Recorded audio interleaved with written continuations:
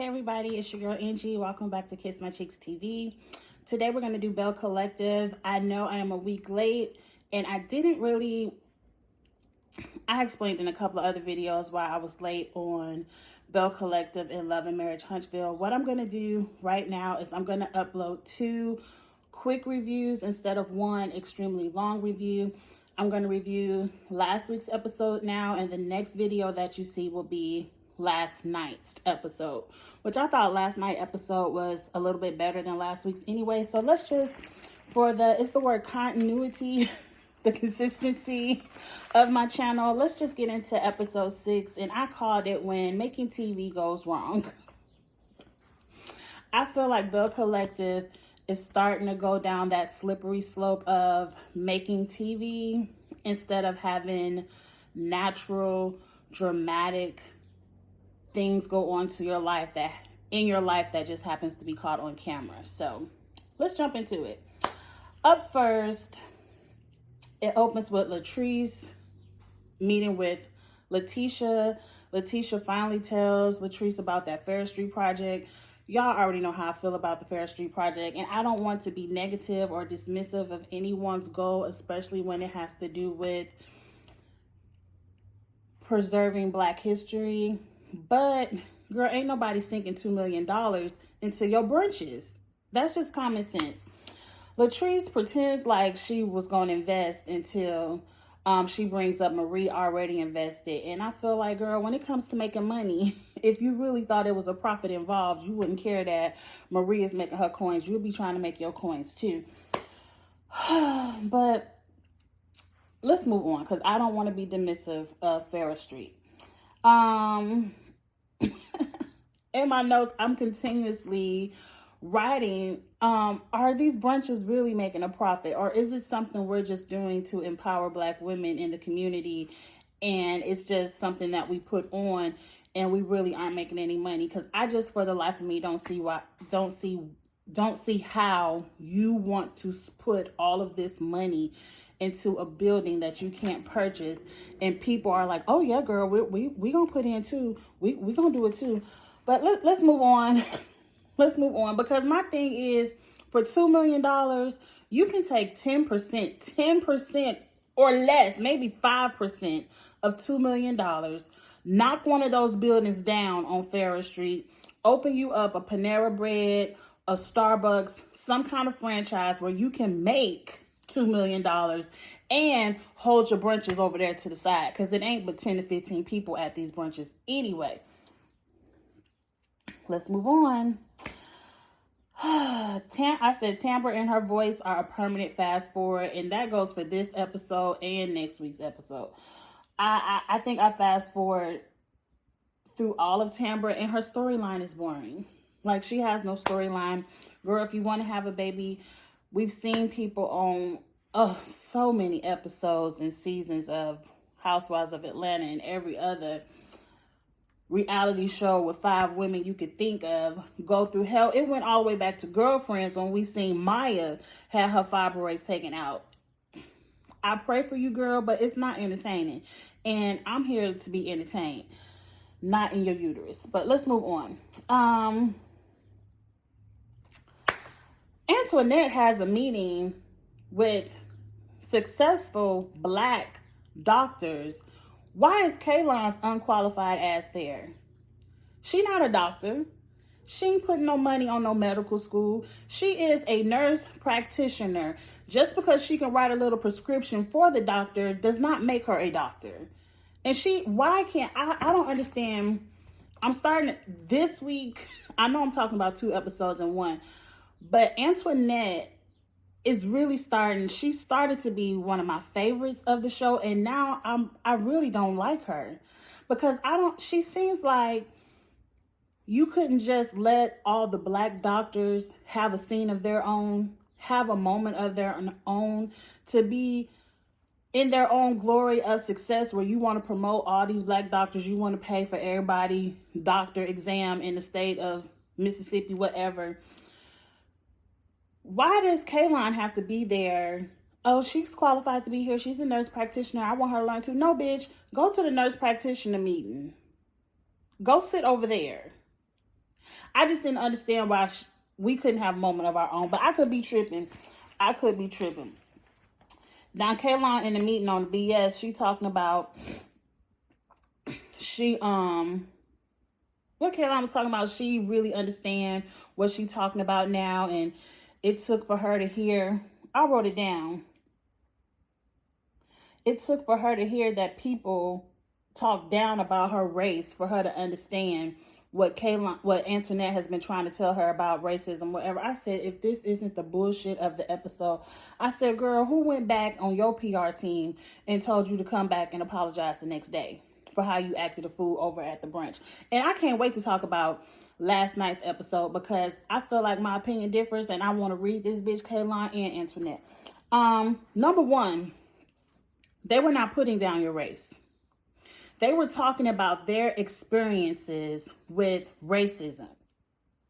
And for you not to be woman enough to sit there and listen to people talk about their experience, and you had, I don't want to go backwards, but that bitch ain't mean that apology. And for you to have a friend like that, and you to be also black power to the people. I don't want to have no mixed kids in the South. Oh, I had to get rid of my white husband because I ain't ready to face the racism of the South. Like, girl, for you to be all of that and to have this problematic friend, the side look. Let's move on. So we go to the anniversary of, God, what is his name? She called him Zaddy so much, I can't remember his name. But Latrice and her husband, he give her a little fakery of a flower and a bag of flour, but then he tell her that he going to get dressed and he drive her out. They do have some beautiful property. I mean, damn, it looked like they drove a good 2 miles on that little golf cart. The anniversary setup was beautiful. She got a little Rolex. This is where I say making TV goes wrong. I don't understand for the life of me why when people want to have their anniversary celebrations, they want to be like, oh, let's toast to the good and the bad. And you know all them women you was trying to talk to. I'm like, if you here celebrating your anniversary, why are you bringing up negative shit? And I agreed with Cliff. He do seem like he do seem like the type of man, the way he's talked to Antoinette on camera. Her name ain't Antoinette. What's her name? Latrice on camera at times. It seemed like he would say some asshole-ish stuff like that of he might go one day find him another woman. I don't know. But to bring it up on camera in this anniversary setting, it seemed like Cliff was trying to be romantic and you were trying to make TV. And he was like, oh, we're not about to embarrass me today. I'm pissed. You want to ride or not? Because I'm out. I'm done making TV with you for today. Girl, did you get a ride? Did somebody come back and give you a ride? That's all I want to know. Because that looked like a long ass walk home. But I wasn't mad at Cliff for that. What's next?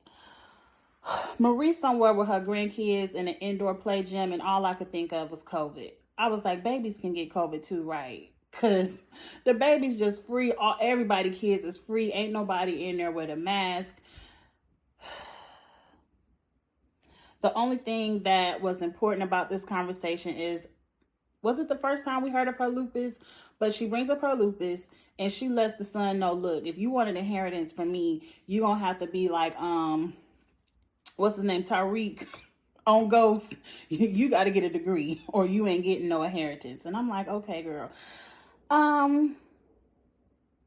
To me, Marie is more than Marie. He needs to have a mature mindset of wanting to work, because if he just has a degree and he's still out here thinking he about to go to the NBA or whatever he doing with this basketball, all he gonna do is blow through your inheritance. And in about 4-5 years, him and all these kids gonna be sitting on the corner broke because you're not there to bring in no more money. So it needs to be more structure than just a degree. How about you have a degree? You have a career. If you want a business, you have a business plan. How about if I got all these millions of dollars and I pass away, I'll release you a couple of $100,000 every 5 years. So spread it out. Because he seemed like the type of, yeah, he'll go get this degree and then he about to ball out. But moving on, it's your money, girl. Antoinette is doing a sage party. Antoinette, I do love your house. I do love your style. I love that textured 3D wall. Like, I want to do that in my house, but my house is, I would love to do that in my living room, like an accent wall, but it might cost too much money. It ain't that serious for me. Maybe in a few years, once the teenager is graduated from college and I could really, really do some stuff for myself, have my own coins. But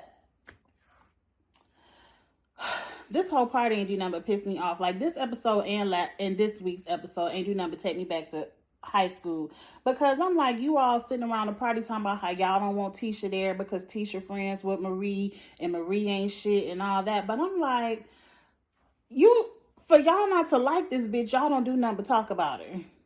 Because trust me, it's some people in my life, I'm at the point now where I don't think it's nobody I really don't like. And if it's some people in my life that I don't like or I don't care about, trust and believe, I probably can't even name them because I don't think about them and talk about them. Now, I know it's reality TV, but Tisha says they don't want Tisha at the party because when it comes to Marie, she always looks the other way with the bullshit. And I'm like, but don't y'all do the same thing with Kaylon? Because everybody, I don't care what nobody say about brunch number 2. Yes, brunch number 1, Marie was on bullshit. Yes. But brunch number 2, Kaylon started that shit and Marie finished it. That's how I view it. And I was not mad at her for putting Kaylon in her place and telling Miss Kaylon, okay, take your white woman tears, y'all can leave. You can leave. You could go. Okay, we almost at the end. I already said that. For people not to like Marie, they sure do talk about her. And now this is the point. This is the point where I wanted to reach through the screen and shake up Kaylon and all the black people in the room. How Kaylon fixed her lips, because I wrote it down. She said, it's hard to be empowered at these brunches when you invite a volatile person who is mean and wants to take her shoes and earrings off. And I'm like, bitch, ain't you the one who told her to come here, to come see you? The revisionist history of it all. And at that moment, because I had to rewind, I deleted the episode once it went off. And I'm like, did Marie take off her earrings or her shoe? Because all I recall Marie saying is that you could leave. Marie is ghetto, and it wasn't her place. But I wasn't mad at her for checking Kaylon at the moment. I get it. It wasn't her place, but somebody had to check her and ask her to leave. Every black person at that brunch was looking at Kaylon like, bitch, I know you ain't crying. We wouldn't talk. Every black person at that brunch was side-eyeing Kaylon. Marie was just the one who put it into it and was like, no, this ain't about your white woman tears. This is about Ferris Street.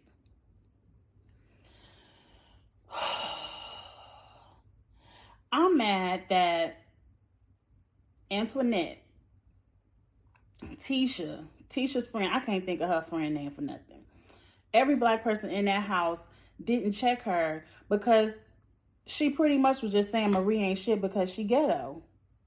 And this just might be an Angie thing. It sounds so much worse for this white woman to say it than you all. Because I feel like she's saying it from a racist place. It had a little extra sting on it when she's talking about she's volatile and she take her. It's like, I'm going to move on from it. Tamber says she been doing these brunches for 5 years and this stuff never happened. And I said, it ain't never happened because you ain't never had no white woman in here crying about y'all being mean to white people. That's why the shit ain't never happened. I fast forward through the rest of the stage party. I actually watched it, the first episode, but in my notes, we gonna fast forward because I don't care nothing about them staging that house and almost burning it down. They had another dinner. What's the girl name? Latrice and her husband had another dinner. And she had a little masseuse there. And she pretty much just said, I apologize for making TV last night. I'm sorry. Let this woman rub on your neck. Let's dance to the saxophone. The end. That's the end of the episode. 15 minutes. That's good. Stay tuned. Stick around. I'm about to do last night's episode. But still get in the comments. Let me know what you thought about last week's episode. And I'll see you later. Bye.